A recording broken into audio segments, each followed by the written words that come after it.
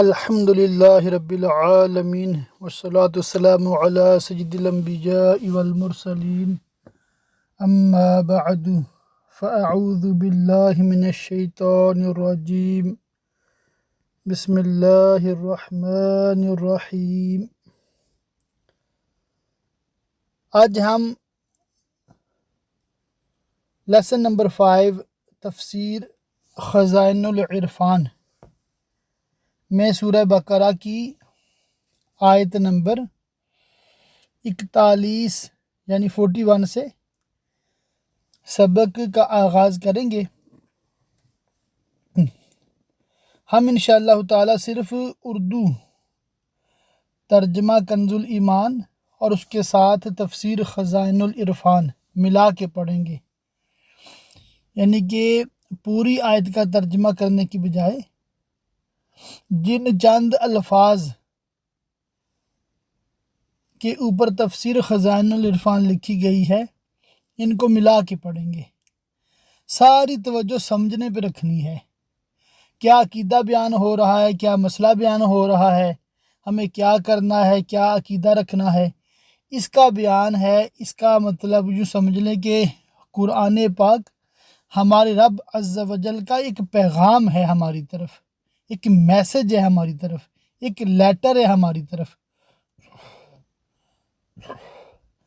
تو یہ اللہ تعالیٰ کا فرمان عالی شان جو ہے بصورت قرآن، یہ ہم نے سمجھنا ہے اور اس کے مطابق اپنی زندگیوں کو گزارنا ہے۔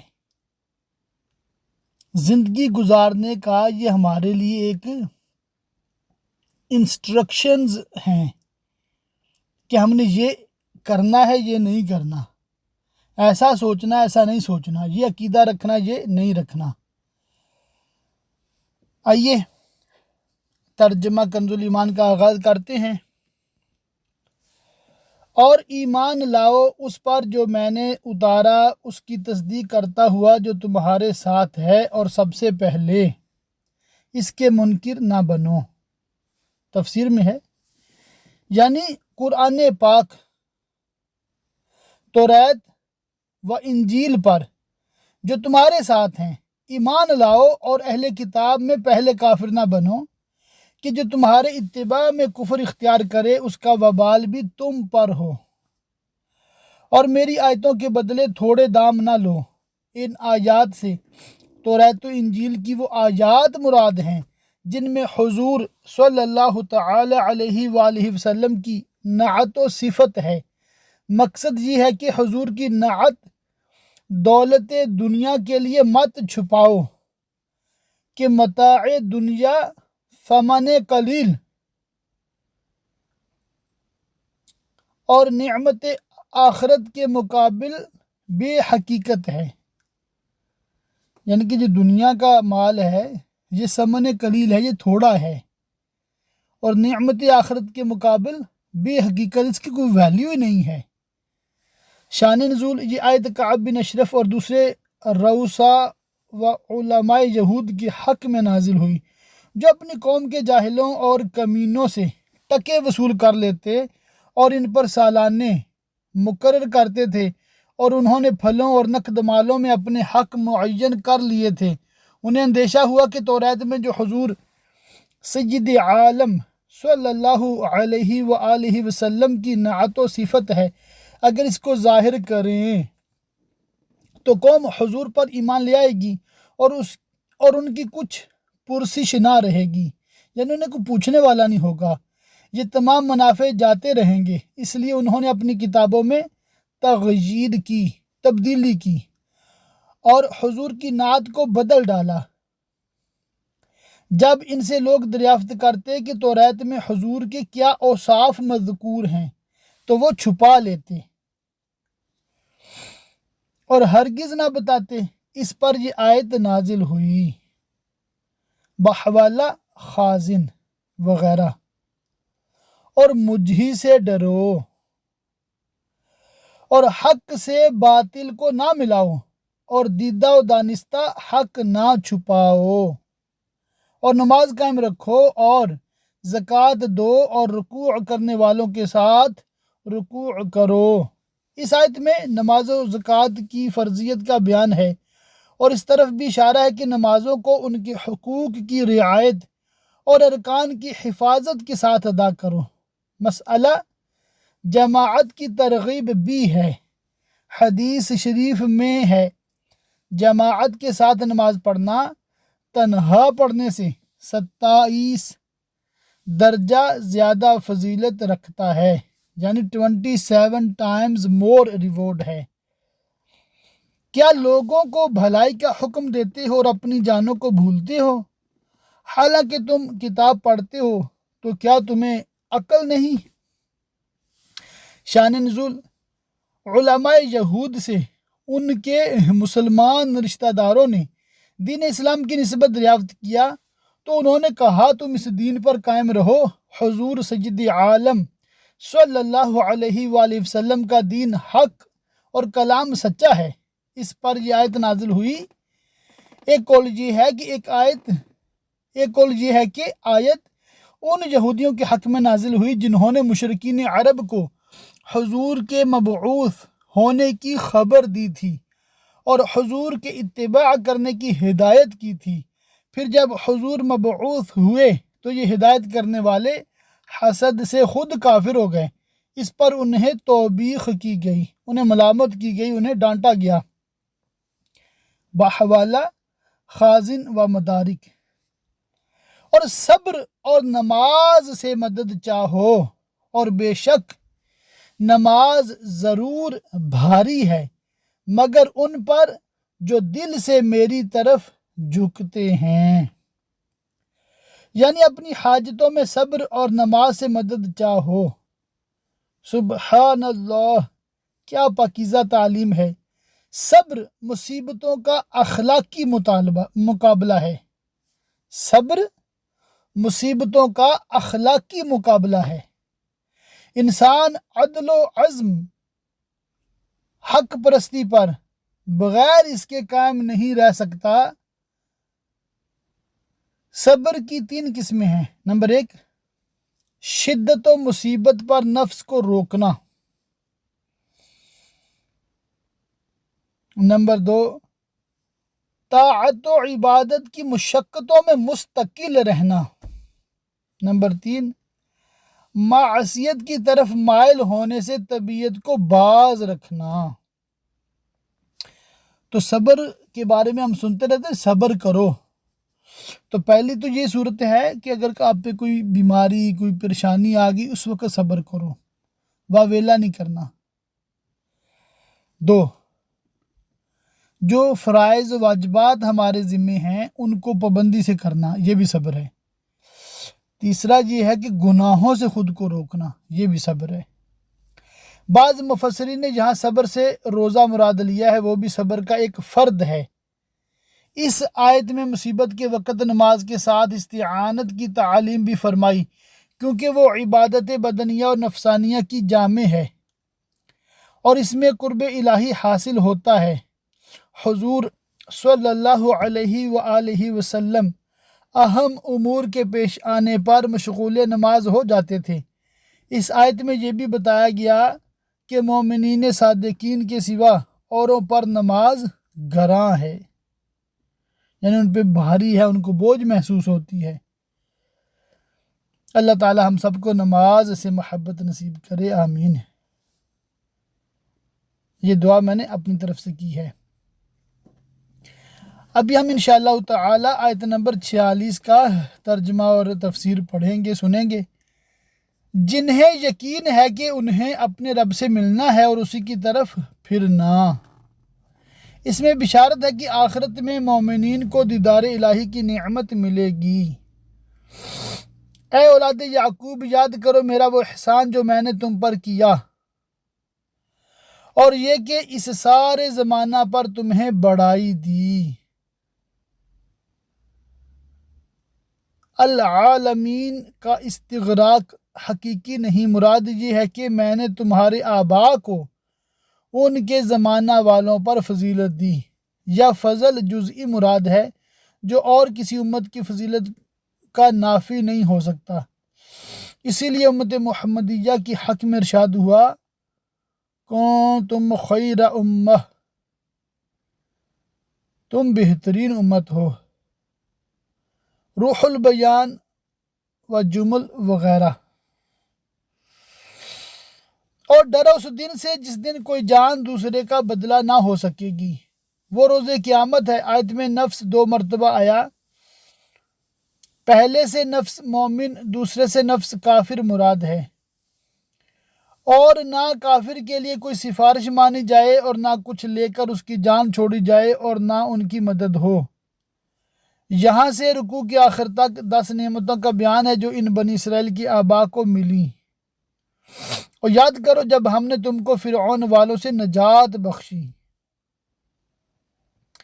تفسیر میں ہے قوم کبت و عمالیق سے جو مصر کا بادشاہ ہوا، اس کو فرعون کہتے ہیں، یعنی کہ مصر کا جو بھی بادشاہ ہوتا اس کا ٹائٹل تھا فرعون، فیرو۔ حضرت موسیٰ علیہ السلام کی زمانہ کے فرعون کا نام ولید بن مصعب بن ریان ہے۔ یہاں اسی کا ذکر ہے، اس کی عمر 400 برس سے زیادہ ہوئی۔ آل فرعون سے اس کے متبعین مراد ہیں، بحوالہ جمل وغیرہ، کہ تم پر برا عذاب کرتے تھے۔ عذاب سب برے ہوتے ہیں،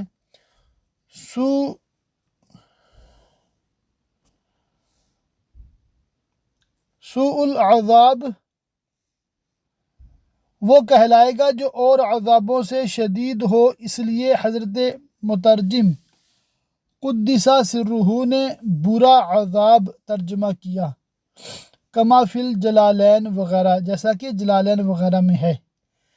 فرعون نے بنی اسرائیل پر نہایت بے دردی سے محنت و مشقت کے دشوار کام لازم کیے تھے۔ پتھروں کی چٹانیں کاٹ کر ڈھوتے ڈھوتے ان کی کمریں گردنیں زخمی ہو گئی تھیں۔ غریبوں پر ٹیکس مقرر کیے تھے جو غروب آفتاب سے قبل بجبر یعنی زبردستی وصول کیے جاتے تھے۔ جو نادار کسی دن ٹیکس ادا نہ کر سکا اس کے ہاتھ گردن کے ساتھ ملا کر باندھ دیے جاتے تھے اور مہینہ بھر تک کسی مصیبت میں رکھا جاتا تھا، اور طرح طرح کی بے رحمانہ سختیاں تھیں، بحوالہ خازن وغیرہ۔ تمہارے بیٹوں کو ذبح کرتے اور تمہاری بیٹیوں کو زندہ رکھتے۔ تفسیر میں ہے فرعون نے خواب دیکھا کہ بیت المقدس، یہاں پر لفظ ہے بیت المقدس، یہ بھی درست ہے، بیت المقدس یہ بھی درست ہے۔ فرعون نے خواب دیکھا کہ بیت المقدس کی طرف سے آگ آئی اور اس نے مصر کو گھیر کر تمام قبطیوں کو جلا ڈالا۔ قبطی یہ فرعون کی قوم والے بندوں کو، قبطی ان کے قبیلے کا نام۔ بنی اسرائیل کو کچھ ضرر نہ پہنچایا، اس سے اس کو بہت وحشت ہوئی۔ کاہنوں نے تعبیر دی کہ بنی اسرائیل میں ایک لڑکا پیدا ہوگا جو تیرے ہلاک اور زوال سلطنت کا باعث ہوگا۔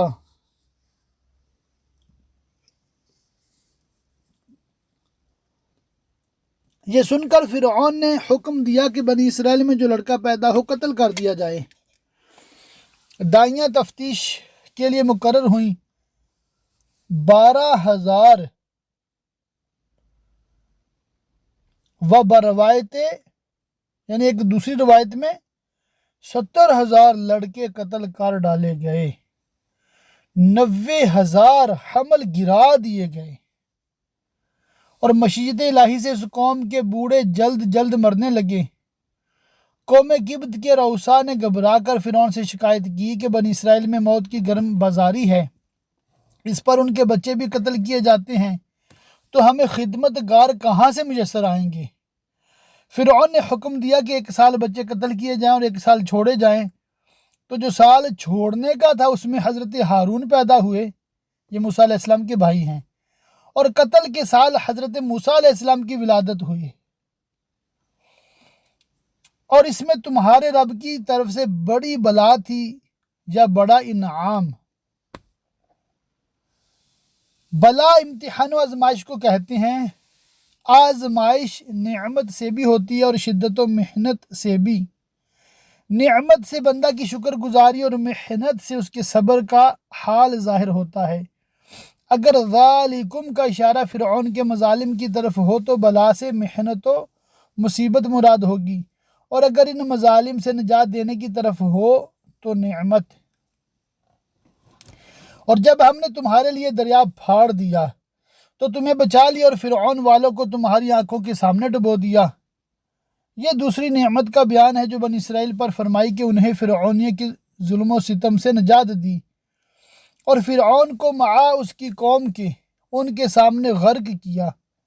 یہاں آل فرعون سے فرعون معا اپنی قوم کے مراد ہے، جیسے کہ کرمنا بنی آدم میں حضرت آدم و اولاد آدم دونوں داخل ہیں بحوالہ جمل۔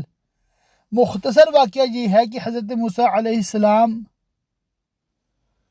بحکم الہی شب میں بنی اسرائیل کو مصر سے لے کر روانہ ہوئے۔ صبح کو فرعون ان کی جستجو میں لشکر گھراں لے کر چلا اور انہیں دریا کے کنارے جا پایا۔ بنی اسرائیل نے لشکر فرعون دیکھ کر حضرت موسیٰ علیہ السلام سے فریاد کی۔ آپ نے بحکم الہی دریا میں اپنا عصا یعنی لاٹھی مارا۔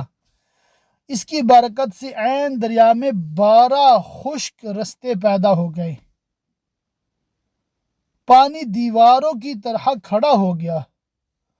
ان آبی دیواروں میں جالی کی مثل روشن دان بن گئے۔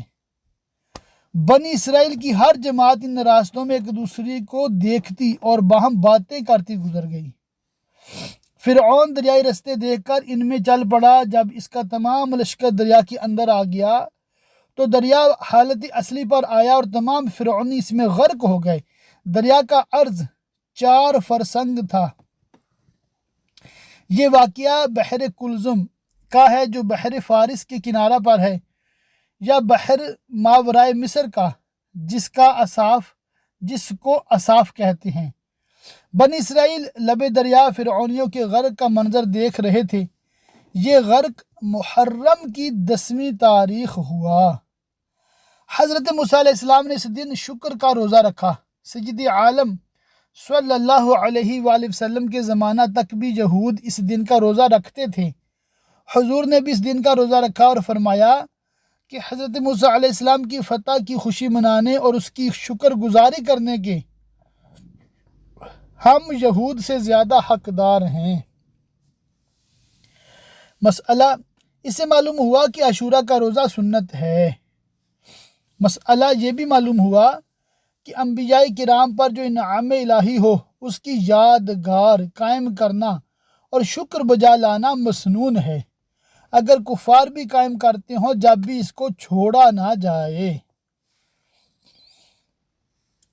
اور جب ہم نے موسیٰ سے 40 رات کا وعدہ فرمایا، پھر اس کے پیچھے تم نے بچھڑے کی پوجا شروع کر دی اور تم ظالم تھے۔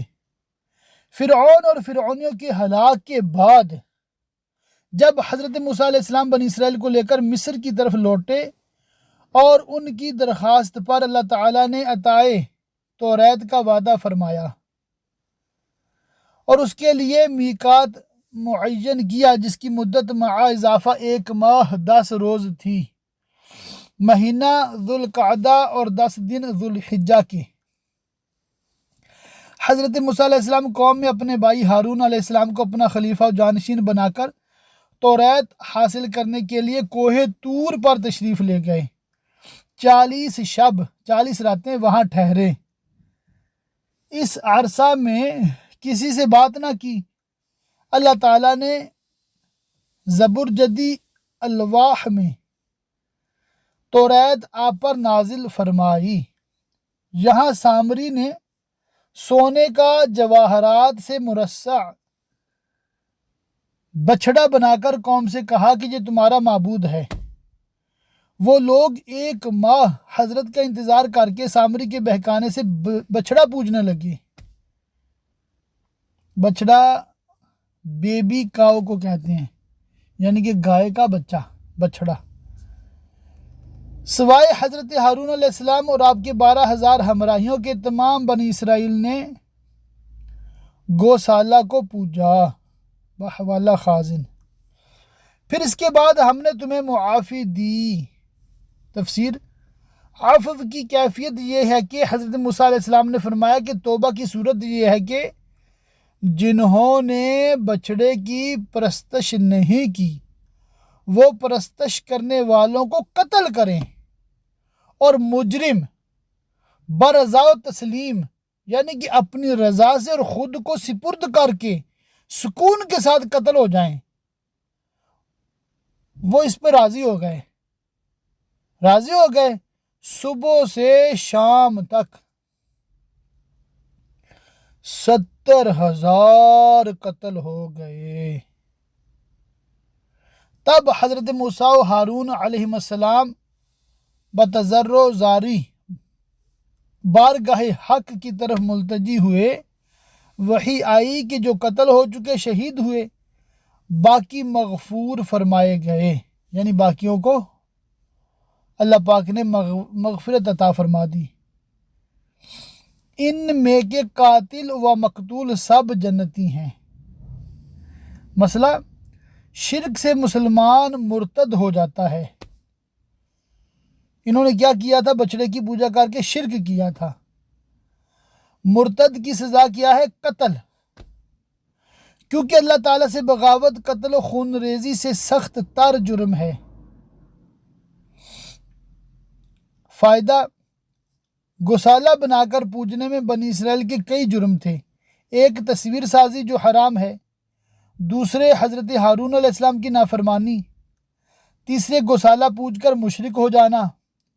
یہ ظلم آل فرعون کے مظالم سے بھی زیادہ شدید ہیں، کیونکہ یہ افعال ان سے بعد ایمان سرزد ہوئے، اس لیے مستحق تو اس کے تھے کہ عذاب الہی انہیں مہلت نہ دے اور فی الفور ہلاکت سے کفر پر ان کا خاتمہ ہو جائے، لیکن حضرت موسیٰ و ہارون علیہ السلام کی بدولت انہیں توبہ کا موقع دیا گیا۔ یہ اللہ تعالیٰ کا بڑا فضل ہے کہ کہیں تم احسان مانو۔ اس میں اشارہ ہے کہ بنی اسرائیل کی استعداد فرعونیوں کی طرح باطل نہ ہوئی تھی، اور اس کی نسل سے صالحین پیدا ہونے والے تھے، چنانچہ ان میں ہزارہا نبی و صالح پیدا ہوئے۔ اور جب ہم نے موسیٰ کو کتاب عطا کی اور حق و باطل میں تمیز کر دینا کہ کہیں تم راہ پر آؤ، اور جب موسیٰ نے اپنی قوم سے کہا، اے میری قوم، تم نے بچڑا بنا کر اپنی جانوں پر ظلم کیا، تو اپنے پیدا کرنے والے کی طرف رجوع لاؤ، تو آپس میں ایک دوسرے کو قتل کرو۔ یہ قتل ان کے لیے کفارہ تھا۔ یہ تمہارے پیدا کرنے والے کے نزدیک تمہارے لیے بہتر ہے، تو اس نے تمہاری توبہ قبول کی، بے شک وہی ہے بہت توبہ قبول کرنے والا مہربان۔ جب بنی اسرائیل نے توبہ کی اور کفارہ میں اپنی جانیں دے دیں، تو اللہ تعالیٰ نے حکم فرمایا کہ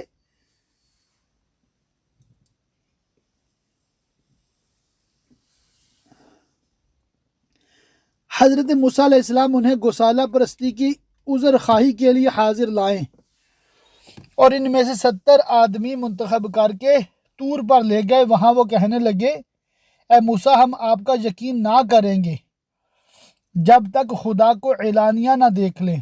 اس پر آسمان سے ایک ہولناک آواز آئی جس کی ہیبت سے وہ مر گئے۔ حضرت موسیٰ علیہ السلام نے بتضرع عرض کی کہ میں بنی اسرائیل کو کیا جواب دوں گا؟ اس پر اللہ تعالیٰ نے انہیں یکے بعد دیگرے زندہ فرما دیا۔ مسئلہ اس سے شان انبیاء معلوم ہوتی ہے کہ حضرت موسیٰ علیہ السلام سے لن نؤمن لک کہنے کی شامت میں بنی اسرائیل ہلاک کیے گئے۔ حضور سید عالم صلی اللہ علیہ وآلہ وسلم کی عہد والوں کو، زمانہ والوں کو آگاہ کیا جاتا ہے کہ انبیاء کی جناب میں ترک ادب کو ترک کرنا غضب الہی کا باعث ہوتا ہے، اللہ کی ناراضگی کا باعث ہوتا ہے، اس سے ڈرتے رہیں۔ مسئلہ یہ بھی معلوم ہوا کہ اللہ تعالیٰ اپنے مقبولان بارگاہ کی دعا سے مردے زندہ فرماتا ہے۔ اور جب تم نے کہا، اے موسیٰ، ہم ہرگز تمہارا یقین نہ لائیں گے جب تک اعلانیہ خدا کو نہ دیکھ لیں، تو تمہیں کڑک نے آ لیا اور تم دیکھ رہے تھے۔ پھر مرے پیچھے ہم نے تمہیں زندہ کیا کہ کہیں تم احسان مانو، اور ہم نے ابر کو تمہارا سائبان کیا، بادلوں کو تمہارا سائبان کیا۔ جب حضرت موسیٰ علیہ السلام فارغ ہو کر لشکر بنی اسرائیل میں پہنچے اور آپ نے انہیں حکم الہی سنایا کہ ملک شام حضرت ابراہیم علیہ السلام اور ان کی اولاد کا مدفن ہے، اسی میں بیت المقدس ہے، اس کو عمالقہ سے آزاد کرانے کے لیے جہاد کرو اور مصر چھوڑ کر وہیں وطن بناؤ۔ مصر کا چھوڑنا بنی اسرائیل پر نہایت شاق تھا۔ اول تو انہوں نے اس میں پس و پیش کیا، اور جب بجبر و اکراہ حضرت موسیٰ و ہارون علیہ السلام کی رکاب سعادت میں روانہ ہوئے تو راہ میں جو کچھ سختی و دشواری پیش آتی حضرت موسیٰ علیہ السلام سے شکایتیں کرتے۔ جب اس صحرا میں پہنچے جہاں نہ سبزہ تھا، نہ سایہ، نہ غلہ ہمراہ تھا، وہاں دھوپ کی گرمی اور بھوک کی شکایت کی، اللہ تعالیٰ نے بدعائے حضرت موسیٰ علیہ السلام ابر سفید کو ان کا سائبان بنایا جو رات دن ان کے ساتھ چلتا، شب کو ان کے لیے نوری ستون اترتا جس کی روشنی میں کام کرتے، ان کے کپڑے میلے اور پرانے نہ ہوتے، ناخن اور بال نہ بھڑتے۔ اس سفر میں جو لڑکا پیدا ہوتا اس کا لباس اس کے ساتھ پیدا ہوتا، جتنا وہ بڑھتا لباس بھی بڑھتا۔ سبحان اللہ، سبحان اللہ۔ دیکھیے جی اللہ پاک کی شانیں، کیسے کیسے انعام و اکرام اللہ تعالیٰ نے بنی اسرائیل پر فرمائی۔ واہ سبحان اللہ۔ اور تم پر من اور سلوہ اتارا، کھاؤ ہماری دی ہوئی ستھری چیزیں۔ من ترنجبین کی طرح ایک شیریں چیز تھی، روزانہ صبح صادق سے طلوع آفتاب تک ہر شخص کے لیے ایک سا کی قدر آسمان سے نازل ہوتی، لوگ اس کو چادروں میں لے کر دن بھر کھاتے رہتے۔ سلوہ ایک چھوٹا پرند ہوتا ہے، اس کو ہوا لاتی، یہ شکار کر کے کھاتے، دونوں چیزیں شنبہ کو تو مطلق نہ آتی، باقی ہر روز پہنچتی، جمعہ کو اور دنوں سے دگنی آتی۔ حکم یہ تھا کہ جمعہ کو شنبہ کے لیے بھی حسب ضرورت جمع کر لو، مگر ایک دن سے زیادہ کا جمع نہ کرو۔ شنبہ سے مراد ہفتہ، سیچرڈے۔ بنی اسرائیل نے ان نعمتوں کی ناشکری کی، ذخیرے جمع کیے، وہ سڑ گئے اور ان کی آمد بند کر دی گئی۔ یہ انہوں نے اپنا ہی نقصان کیا کہ دنیا میں نعمت سے محروم اور آخرت میں سزاوار عذاب کے ہوئے۔ اور انہوں نے کچھ ہمارا نہ بگاڑا، ہاں اپنی ہی جانوں کا بگاڑ کرتے تھے۔ اور جب ہم نے فرمایا اس بستی میں جاؤ، اس بستی سے بیت المقدس مراد ہے، یا اریحہ جو بیت المقدس کے قریب ہے جس میں عمالقہ آباد تھے، اور اس کو خالی کر گئے، وہاں غلے میوے بکثرت تھے، پھر اس میں جہاں چاہو بے روک ٹوک کھاؤ اور دروازہ میں سجدہ کرتے داخل ہو۔ یہ دروازہ ان کے لیے بمنزلہ کعبہ کے تھا کہ اس میں داخل ہونا اور اس کی طرف سجدہ کرنا سبب کفارہ ذنوب قرار دیا گیا، گناہوں کے کفارہ کا ذریعہ اور سبب قرار دیا گیا۔ اور کہو ہمارے گناہ معاف ہوں، ہم تمہاری خطائیں بخش دیں گے، اور قریب ہے کہ نیکی والوں کو اور زیادہ دیں۔ مسئلہ اس آیت سے معلوم ہوا کہ زبان سے استغفار کرنا اور بدنی عبادت سجدہ وغیرہ بجا لانا توبہ کا متمم ہے، توبہ کو پورا کرنے والا ہے۔ یہ بھی معلوم ہوا کہ مشہور گناہ کی توبہ باعلان ہونی چاہیے۔ مسئلہ یہ بھی معلوم ہوا کہ مقامات متبرکہ جو رحمت الہی کے مورد ہوں، یعنی کہ وارد نازل ہونے کی جگہ ہوں، وہاں توبہ کرنا اور طاعت بجا لانا ثمرات نیک اور سرعت قبول، جلدی قبول ہونے کا سبب ہوتا ہے۔ بحوالہ فتح العزیز۔ اسی لیے صالحین کا دستور رہا ہے کہ انبیاء و اولیاء کے موالد و مزارات پر حاضر ہو کر استغفار و اطاعت بجا لاتے ہیں۔ عرس و زیارت میں بھی یہ فائدہ متصور ہے، یعنی جہاں پر انبیاء کرام علیہ السلام پیدا ہوئے اور جہاں پر ان کا مزار شریف ہے، ان کا مطلب قبر مبارک ہے، وہاں پر حاضر ہو کر یہ چیزیں کرنا یہ علماء کا طریقہ رہا ہے۔ اللہ تعالیٰ سے دعا کہ اللہ تعالیٰ ہمیں قرآن پاک کو سمجھنے اور اس کی پیاری پیاری تعلیمات پہ عمل کرنے، دوسروں تک پہنچاتے رہنے کی توفیق عطا فرمائے۔ آمین بجاہ النبی الامین وصلی اللہ تعالی علیہ وآلہ وصحبہ وبارک وسلم۔